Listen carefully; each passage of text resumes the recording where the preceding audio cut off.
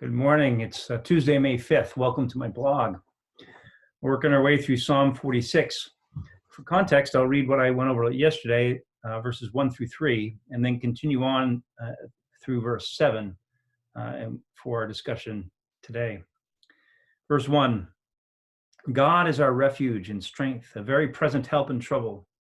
Therefore, we will not fear, though the earth gives way, though the mountains be moved into the heart of the sea, though its waters roar and foam, though the mountains tremble at its swelling.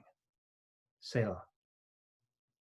There is a river whose streams make glad the city of God, the holy habitation of the Most High. God is in the midst of her. She shall not be moved. God will help her when morning dawns. The nations rage, the kingdoms totter. He utters his voice, the earth melts. The Lord of hosts is with us. The God of Jacob is our fortress. You see, the theme of judgment is throughout, and the theme of God's protection for his people is throughout. In verse 1, he's talked about God as his refuge. And in verse 7, the God of Jacob is our fortress. And then it finishes, didn't read it just now, but it also finishes with Selah. And this psalm breaks into three sections, each ending with Selah, which is probably a musical mark. An indication for the music director leading the singing of the psalm.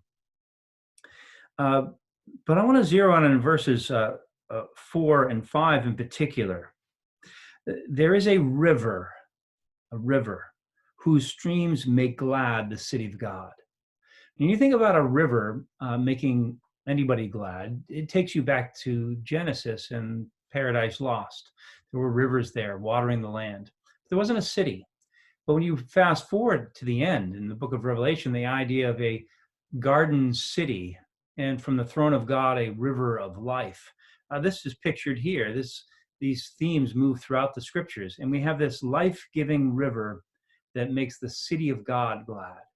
And of course, again, in Revelation really 21 and 22, where we get these images, we have a city coming down from heaven made by God, God's city, with God's life-giving river in it, making that city glad. The most holy habitation of the Most High. So the most striking thing about this city is it's a place where God himself dwells. God is in the midst of her, it goes on in verse 5. She shall not be moved, God will help her. Since God is there, God will help when the morning dawns. What an interesting picture right there. You can look up other places where the new morning is looked at. 2 Samuel uses the dawning morning metaphor as well. It says there in verse 2 Samuel 23, verses 3 and 4, the God of Israel has spoken. The rock of Israel has said to me, when one rules justly over men, ruling in the fear of God, he, that's God, dawns on them like the morning light. He dawns on them like the morning light. And then he goes on to use two other metaphors. So we get the flavor of the first because they're putting side by side to sort of further illustrate the point. He goes, this morning light, like the sun shining forth on a cloud this morning. When I looked out the window this morning, it was a cloud this morning. And it cheers your soul when you see a bright sunshine coming in from outside. But he has one more. Like rain that makes grass to sprout from the earth. The idea that rain comes so things can grow. It's life-giving. So this God that is dawning on him like the morning is giving life and cheering the soul because he's arrived. This is God, our present help. He is there in the city. It's coming from him that this river that is coming forth is making his people and his city glad. And so in this context of judgment, the very next verse talking about the voice of the Lord making the earth melt, right? We'll look at that more tomorrow.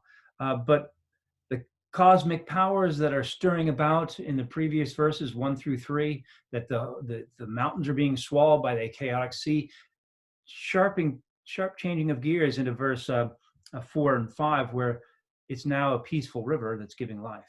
No longer the chaotic waters that are swallowing the earth, but the life-giving water of God that's nourishing the earth.